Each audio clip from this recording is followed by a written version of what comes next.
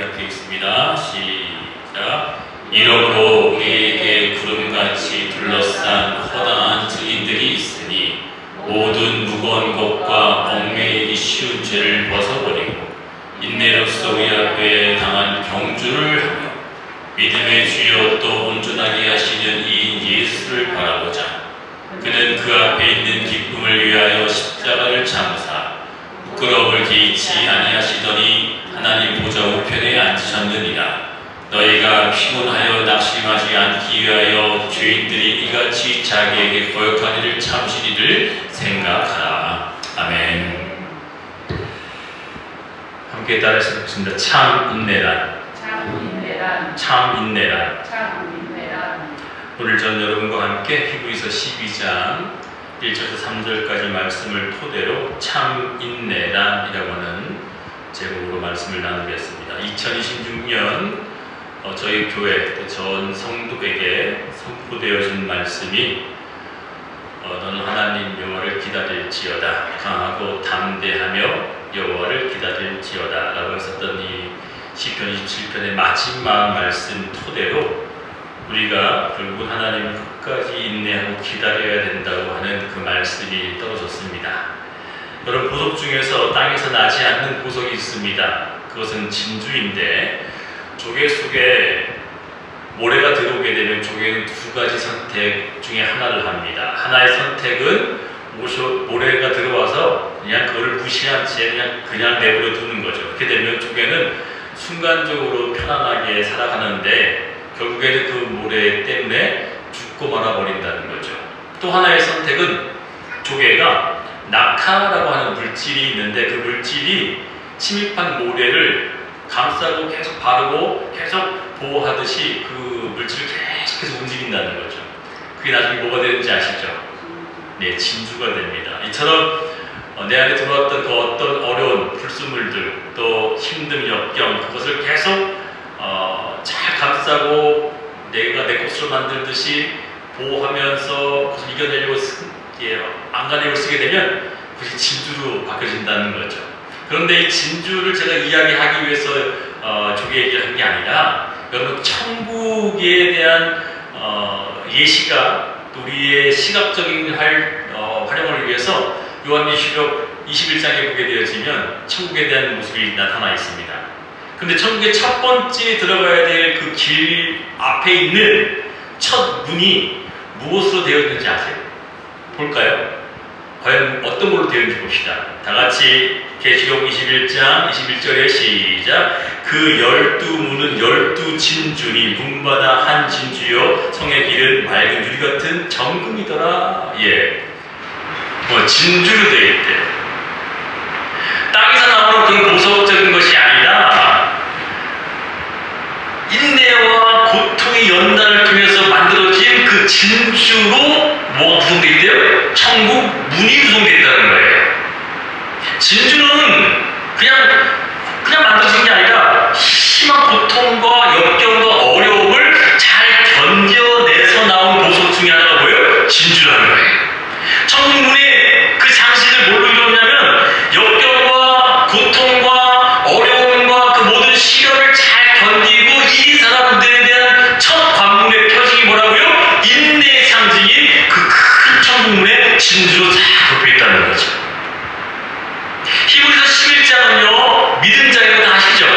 히브리서 11장은요 믿음은 바랄 것의 실상이요 믿음 자격이 시작되어져서 믿음 자격에 관한 내용을 다 알고 계실 것입니다. 그러나 11장 뒤에 이어지고 있는 이 오늘 읽었던 12장은 어떤 장인지 아세요? 바로 인내라고 하는 거예요. 믿음을 가져야 된다고 하는 11장 다음에 바로 따라오고 있는 이 12장은 인내해야 된다는 거예요. 그렇다면 이 얘기를 무엇으로 우리에게 전달하고 있고 교훈을 주고 있습니까? 바로 인내가 없다면 믿음도 소용이 없다는 것이고 믿음은 반드시 뭐가 동반되어야 된다는 겁니까? 인내가 있어야 한다는 거예요. 오늘 히브리서 12장 1절에서 3절까지만 읽었지만 이 세 절의 내용에서 우리에게 뭘 가르쳐주고 있는지 참 인내가 무엇인지를 저는 첫 번째 그 인내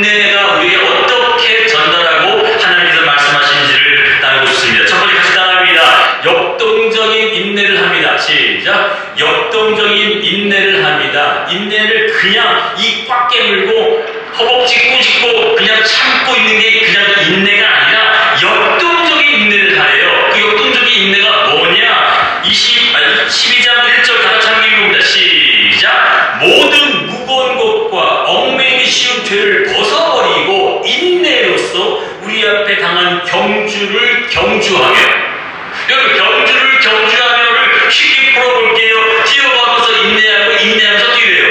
마찬가지입니까? 그 얘기예요. 인내하면서 뛰고 뛰면서 인내하래요. 그냥 버티고 아유 그냥 이를 꽉 깨고 참겠어 참을래 내가 참지 이렇게 참는 인내가 아니라 넘어질 수 있지만 넘어졌어도 뭐라고요? 일어나서 경주로 뛰어져서 또다시 달려나가는 겁니다. 역동적인 인내란 눈물 나는 일이 있고요. 가슴이 저걸 닦아서 숨 쉴 수 없는 그런 일들이 있다 할지라도 앞문이 닫히면 뒷문을 열어야 되는 것이고요. 아멘. 뒷문이 닫히면 또 다른 문을 열는 것도 찾아봐야 되고요. 모든 문이 닫히면 한 문을 바라볼 수 있는 것이 역동적인 인내라는 거예요. 또 아무것도 하지 말고 이제 가만 참거라 참아라가 아니라 하나님께서 경주라고 하는 이 이야기를 쓰면서 뭐예요? 네가 할 수 있는 그 인내는 네가 할 수 있는 모든 것을 최선을 다해서 뭐하라? 한번 뛰어보고 경주해보는 거예요. 문이 열릴 때까지 두드려가면서 참는 능동적인 인내를 의미한다는 겁니다. 히브리서 11장 믿음 다음에 이어지는 인내는 믿음을 가지고 인내한다는 이제 역동적으로 경주에 참여하듯이 우리가 이 모든 것을 넉넉히 이길 수 있는 힘을 얻으려면 포기하지 말고 일어나서 그 모든 것을 넉넉히 이겨내라고 하는 걸 믿습니다.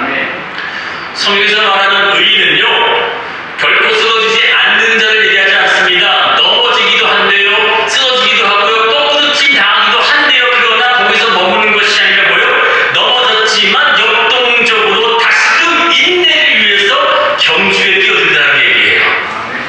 잠언서 24장 10절 봅시다. 정말 잠언서는요 우리에게 너무너무 귀한 말씀이지 않습니까? 근데 이 잠언서는 역동적으로 인내한 자들에게 어떻게 가르쳐주고 있는지 보겠습니다. 24장 16절 다 같이 읽겠습니다. 시작! 대저 의인은 7번 넘어질지라도 다시 일어나려니와. 자 보세요. 넘어질 수 있대요 없대요? 넘어질 수 있대요. 쓰러질 수 있대요 없대요? 쓰러질 수 있대요. 그러나 다시 뭐라는 거예요? 일어나서 걸으라는 거예요. 일어나서 경주에 참여하는 거예요. 그러면 악인은 어떻게 합니까? 악인 봅시다. 시작! 악인은 재앙으로 인하여 엎드려진다. 뭐 한다는 얘기입니까? 경주에 참여하지도 않고 역동적인 인내를 하지 않는다는 겁니다. 그냥 나 못 견뎌, 나 이것을 못 참아, 나 이제 다 끝났어 라고 자꾸자기 해버리는 그런 마음을 가지는 자를 악인이라고 한다는 거예요. 반대로 의인은 뭐 하는 거예요? 넘어졌어도 실패했어도 망했어도 다 무너졌다 희망이 없다 할지도 뭐 하는 거예요? 하나님을 바라보며 나는 또다시 경주에 참여하겠다라고 역동적인 인내를 하는 사람이 바로 하나님이 의인이라고 부르심을 믿습니다. 사도 바울 역시 이런 인내를 이렇게 강조하고 있습니다. 고린도후서 4장 8절 9절입니다. 우리가 사방으로 우겨쌈을 당하여도 쌓이지 아니하며 답답한 일을 당하여도 낙심하지 아니하며 핍박을 받아도 버림받지 아니하며 꺾부리침을 당하여도 망하지 아니하고 라고 했어요. 여러분 베토벤 유명한 음악가 아시죠? 이 작곡가가 음악가로서는요 귀가 들리지 않는다는 것은요 치명적인 일입니다. 그런데 보통 사람 같으면요 주저앉아서 하늘을 원망하고 자기 신세 타령을 할 텐데 이 베토벤은 어떻게 했습니까? 나는 귀가 멀어지지만 나는 더 이런 상태에도 더 포기하지 않고 하나님이 주시는 힘으로 세상에서 내가 할 수 있는 그 모든 일하는 최선을 다하겠다. 뭐 역동적인 인내를 보여주므로 주옥 같은 명곡들을 써낸 사람 아니겠습니까? 베토벤의 운명이 뭐예요? 짠짠짠짠 대단한 그 작곡을 해내는 이 베토벤.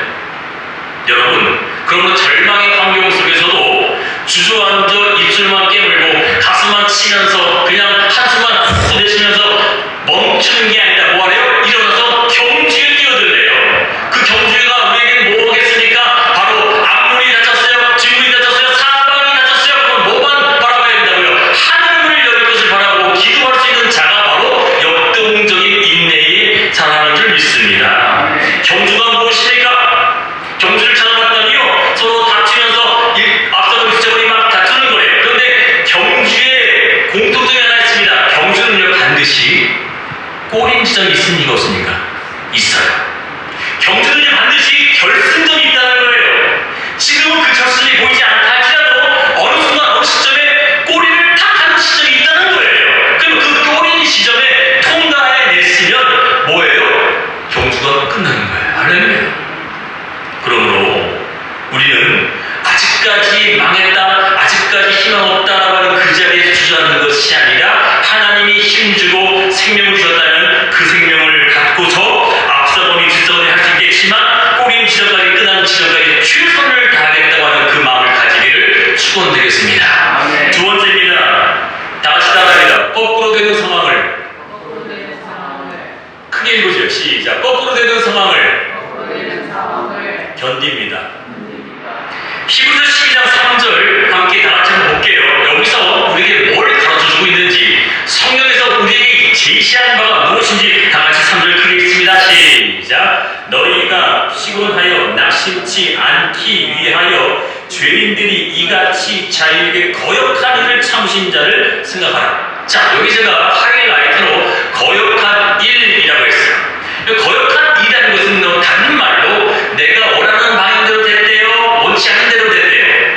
원치 않은 대로 일이 됐다는 것이 거역한 일이죠.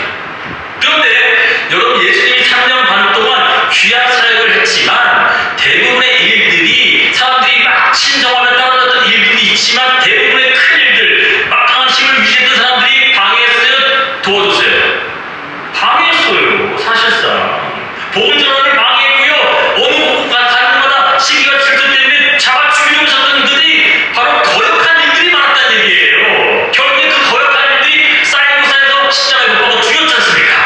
그런데 예수께서를 생각해보면 우리의 삶과 똑같이 우리의 삶에서도 거역한 일이 뭘까요? 바로 내가 원치 않는 일, 내가 바라고 희망하는 일들이 아니라 거꾸로 되어진 일들. 이렇게 되어지면 잘 돼야 되는데, 이렇게 하게 되어지면 좋은 일이 나타나야 되는데, 거꾸로 되어진 일을 벌어지게 되는 거역한 일들로 나타난다면 이것을 뭐 하라는 거예요? 하나님을 깊이 생각해보라는 거예요.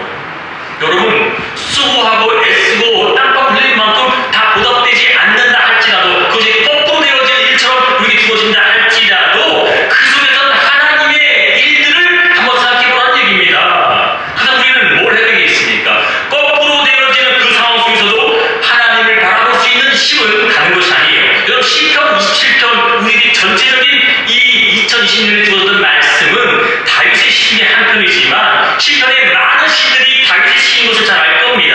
상당수가 그의 시로 고백되어진 내용이지만 다윗이 사람으로부터 잔인하게 공격받고 또한 시기와 질투와 배신의 일까지 겪었어요. 내가 열심히 섬겨줬는데 오히려 자기 칼을 꽂고 덤벼을 뜬 자들이 얼마나 많았습니까? 근데 이 다윗이 어느 때 어느 시점 유명한 말을 합니다. 백성들 수와 피 듣고 자기를 따르는 사람 앞에 개방신 당하는 일들이 하나 벌어져요. 시부이라고 하는 사람이 뭐예요?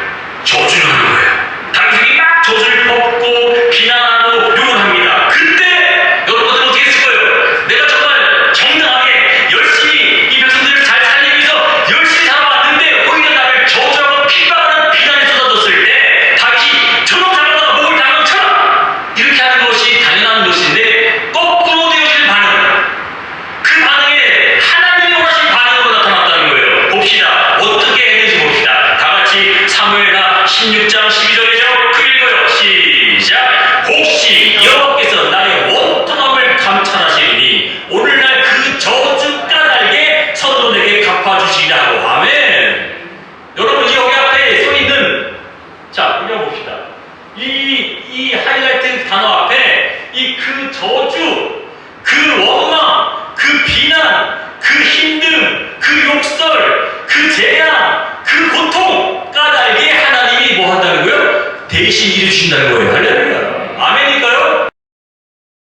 다윗이 뭐라고 그 저주 까닭에, 그 비난과 욕설과 나의 고통 때 까닭에 하나님이 일하실 터바치고 우리에게 하나님 보실 기적의 역사가 된다는 사실입니다. 사람들이 쓰러지는 것은요, 비난 자체 때문에 쓰러지는 것이 아니라 비난을 받아들이는 마음 때문에 쓰러지는 거예요. 사람들이 실망하고 넘어질 이유가 뭡니까? 환경 때문이 아니라 환경을 바라보는 내 마음 때문에 쓰러지는 거 아니겠습니까? 그렇기 때문에 우리는 뭐 해야 되냐면 하나님이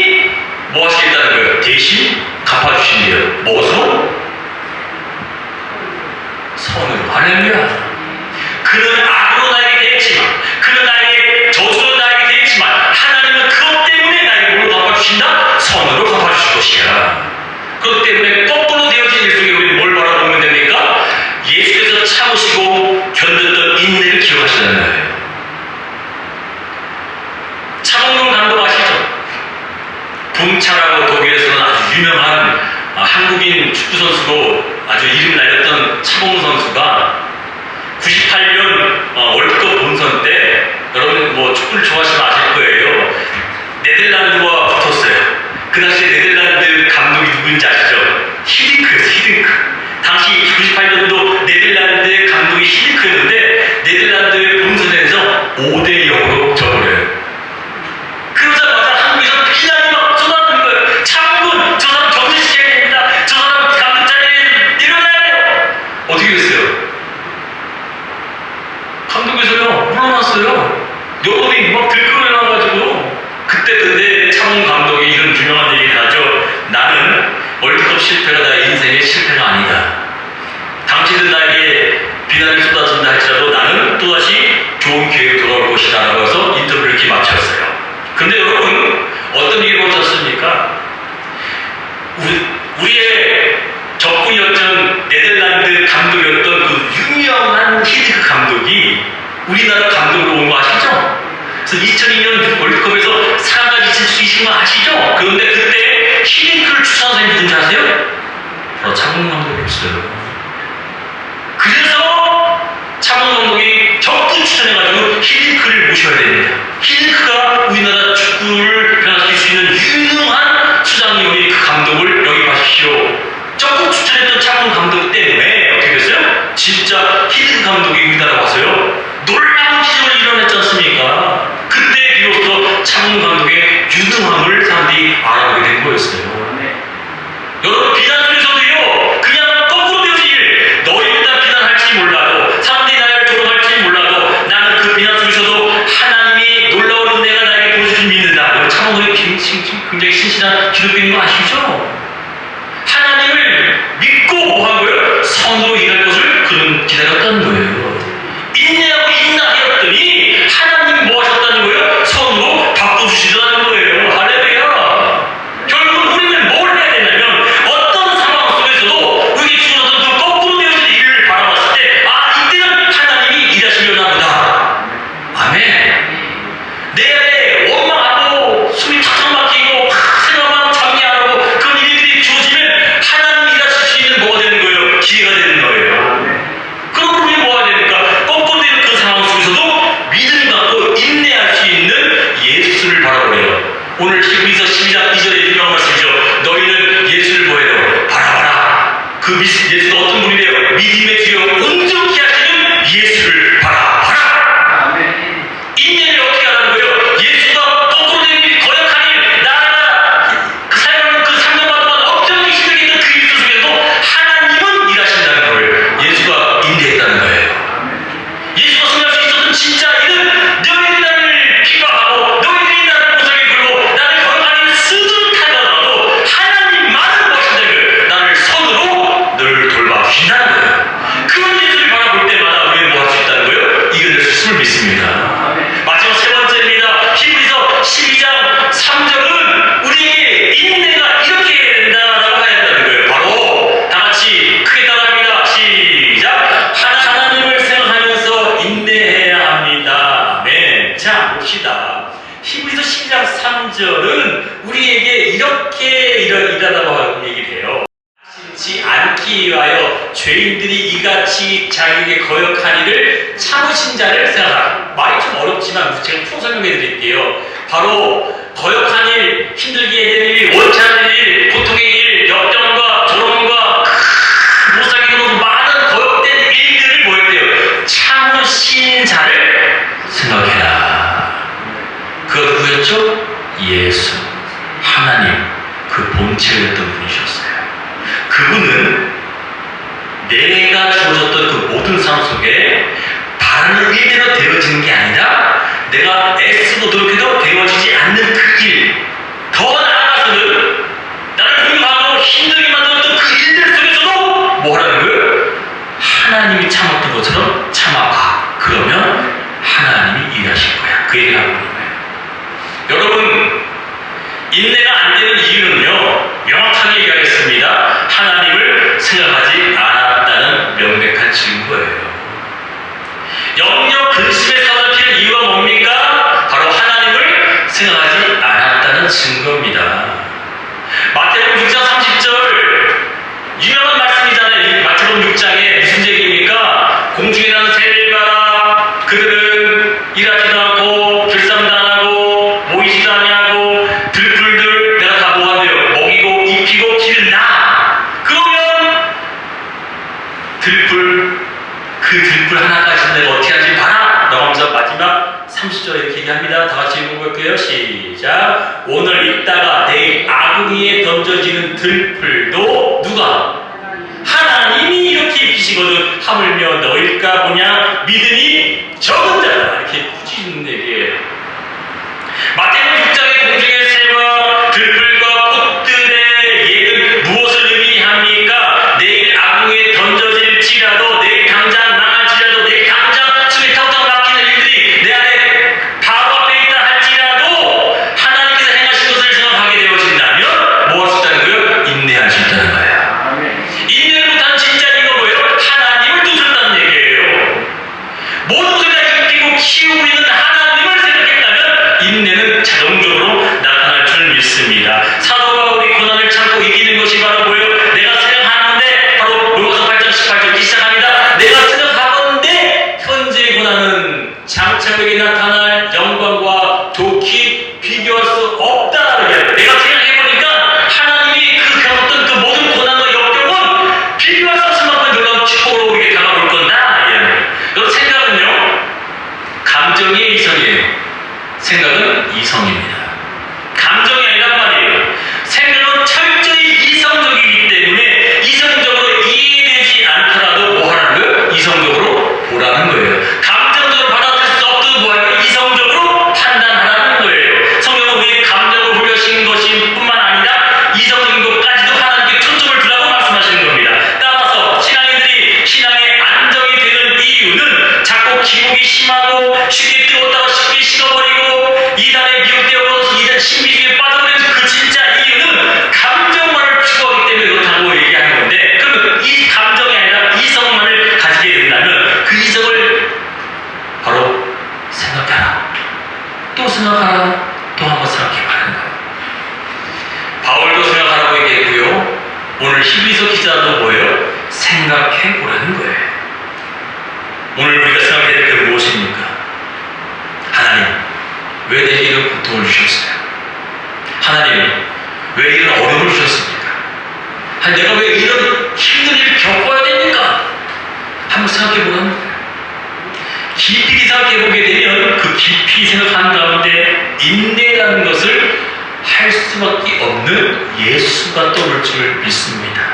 이 가르침은 또 다른 우리에게 제시하는 바가 아닌 하나님의 전 교회 또 모든 백성들에게 얘기합니다. 믿음의 주여 온전케 하는 예수를 바라보자. 바로 1절과 3절 가운데 있었던 이 말씀을 우리에게 주시고, 참 인내란 곧 예수를 바라보는 데서 시작됨을 믿으시길 축원드리겠습니다. 내가 인내하지 못한다면요, 놓친 것은 예수를 놓쳤다는 얘기죠. 내가 인내하지 못한다는 것은 예수를 바라보지 못하셨다는 증거이기 때문에 오늘 1절과 3절 사이에 가운데 딱 들어가던 2절이 뭐라고요? 너희는 누굴 바라보라? 믿음의 주여 온전케 하시는 예수를 바라봐야 히브리서 11장의 믿음장이 바꿈을 받아서 인내할 수 있는 그 진짜 인내는 예수다 이거예요. 참 인내란 내 안에 예수를 기억하고 떠올리게 되어진다면 감당치 못할 일이 없다를 오늘 저는 확신하고 설교를 마치겠습니다. 기도하겠습니다. 기도할 때 오늘 참으신 예수를 생각하고 그 예수께서 우리에게 또다시 놀라운 일들을 허락하실 텐데 그 일들을 통해서 우리가 무엇을